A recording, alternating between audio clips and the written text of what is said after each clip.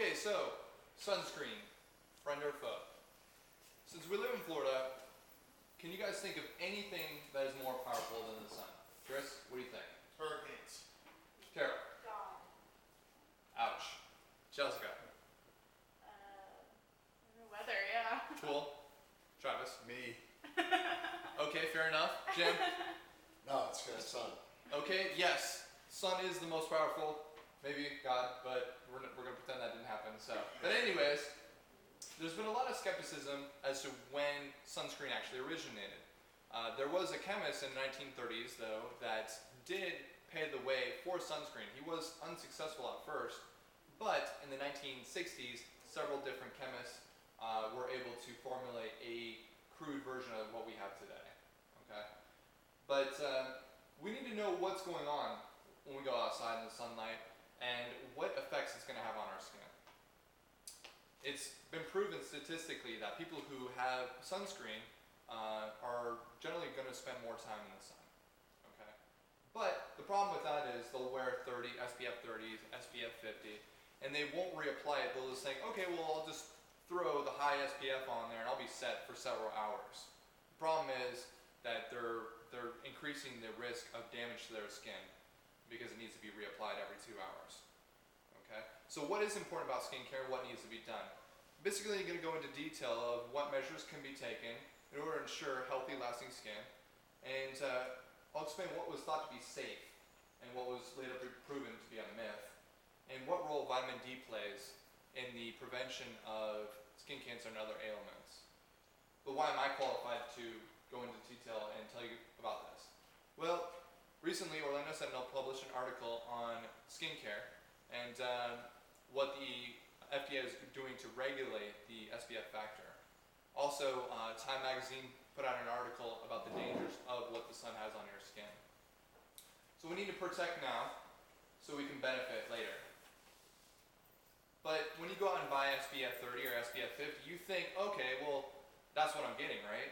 Well, the FDA just ran a bunch of clinical studies showing that the SPF factor on bottles today, by and large, are not exactly what people are actually getting. In fact, a lot of the brands out today, SPF 50, have been shown to only be SPF 9, or sometimes even lower. So we need to take proactive measures to stay out of the sun unless absolutely necessary. That way you can ensure yourself of healthy, lasting skin. So if we try to wear SPF 30 or 50, that's the best thing we can use, because what that does is it prevents the UVA and UVB rays it prevents it from getting onto our skin. It blocks about 97%. Okay. If we can, try to wear long sleeve shirts or even wide brim hats. That'll cover up your face. The face is usually one of the most afflicted places where people get skin cancer. Also, don't be stingy when it comes to applying the sunscreen. The FDA recommends about a shot glass of sunscreen per application every 2 hours. So even though it might be tempting to go 3 or 4 using a higher SPF, be sure to constantly apply, adequate amount, a shot glass about every 2 hours. Now there's 3 different kind of skin cancers we need to be aware of. The first one, basal cell carcinoma. That's the least likely to affect us because it's the slowest growing and it doesn't usually spread throughout the other organs. Okay? That's easily treatable. The second stage would be the squamous cell carcinoma. All right? That's the second most deadly one, and the reason being is because it's in the middle layer of the skin. It formulates in the middle layer and spreads to the lymph nodes. Okay? Usually if it's early detected, they'll just remove the lymph node and you should be fine though. The third one though is malignant melanoma. That's the most serious kind because that affects us in the deepest level of the skin and spreads through the vital organs the fastest.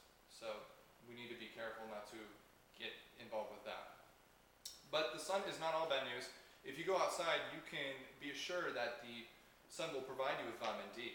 Now, that's got a lot of benefits though. If you can limit your exposure to about 10 to 15 minutes, that's what research indicates the best time frame to be on the sun. And it's been shown through research that the vitamin D itself has been proven to prevent cancers from growing or spreading throughout our system.